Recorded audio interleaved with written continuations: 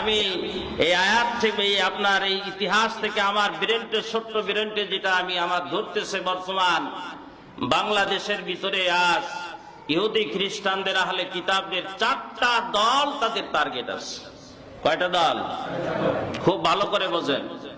কেউ ভাই নিজের গায়ে নেবেন না, নিজের গায়ে নেবেন না। ইসলামের দৃষ্টিতে দেখেন, নিজের দলের দৃষ্টিতে দেখবেন না। আপনি মনে করবেন যে কোরআনকে বাস্তবায়ন করার জন্য আমার দল ছাড়া লাগলে আমি দল ছাড়বো, রাজি আছে না? ইনশাল্লাহ জন্যই তো ইনশাল্লাহ বলেন। আমার বক্তব্যকে যদি আমি আমার পরিহার করা লাগে, কোরআনের যদি কথা ঠিক রাখার জন্য আমার বক্তব্যকে আমি পরিহার করব, আমার সব কিছু বিসর্জন যদি দিতে হয় কোরআনের কথা ঠিক রাখার জন্য সবকিছু বিসর্জন দিতে তৈরি আছি আমরা। এবার শোনেন, এবার শোনেন 4টে দল।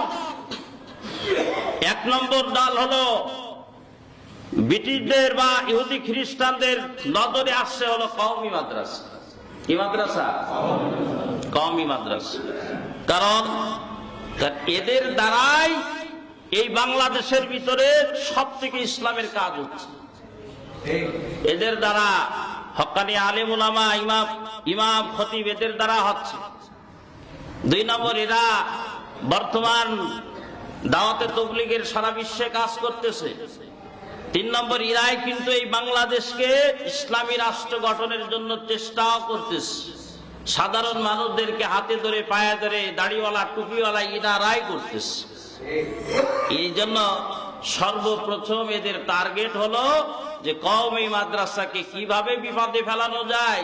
কারণ এরা যদি একবার বিপদে যায়, আর মানুষ কিন্তু কওমি মাদ্রাসার ছেলেরা আলেমরা এরকম যে এদের দেখলে আপনি বুঝতে পারবেন এই কোন মানে শিক্ষায় শিক্ষিত, কোথা থেকে পড়াশোনা করেছে আপনি এদের দেখলেই বুঝতে পারবেন। আপনি অন্যদেরকে আপনি চিনতে পারেন আর না পারেন, এদের আপনি চেহারা দেখলে আপনি চিনতে পারবেন এরা যে হক্কানি উলামায়ে কিরাম।